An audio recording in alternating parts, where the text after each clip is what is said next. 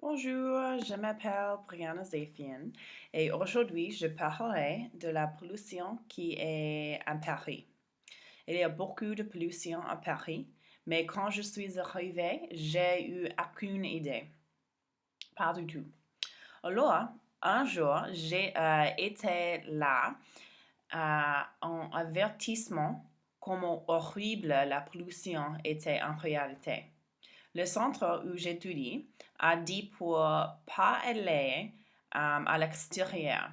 Ironiquement, ce jour, je suis allée pour une course sans voir l'avertissement.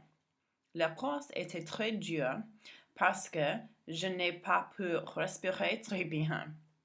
Après ma course, j'ai vu l'avertissement et me suis rendu compte que je n'ai pas pu respirer à cause de la pollution. Cette nuit, j'ai en réalité vu la pollution dans l'air. C'était incroyable.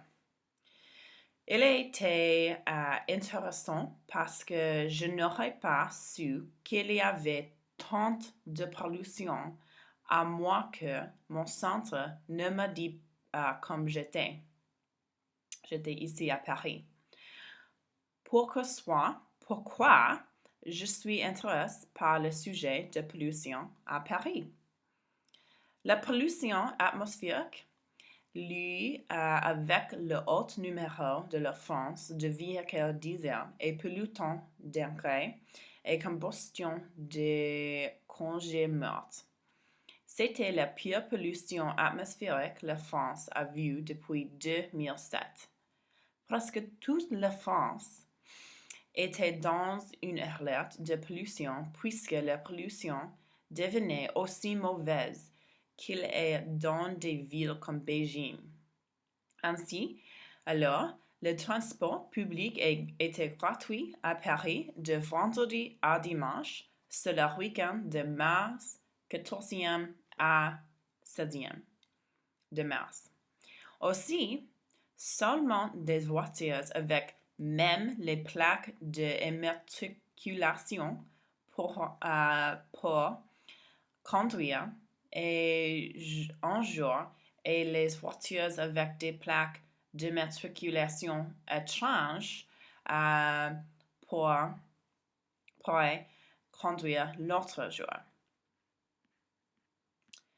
Le plus grand problème est que cette pollution peut causer des questions de santé pour beaucoup de personnes et doit c'est pourquoi là être pris des précautions pour l'aider à empêcher.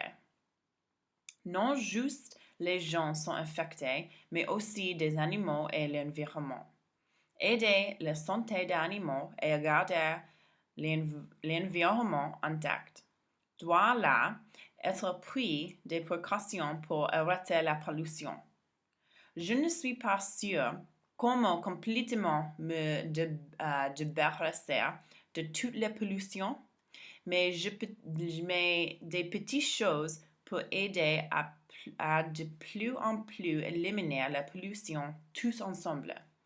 Je suggère que les gens recyclent plus, utilisent des bicyclettes plus, utilisent des transports en commun plus, et pas permettre aux voitures de conduire dans les villes sans un permis pour lequel ils doivent payer mensuellement.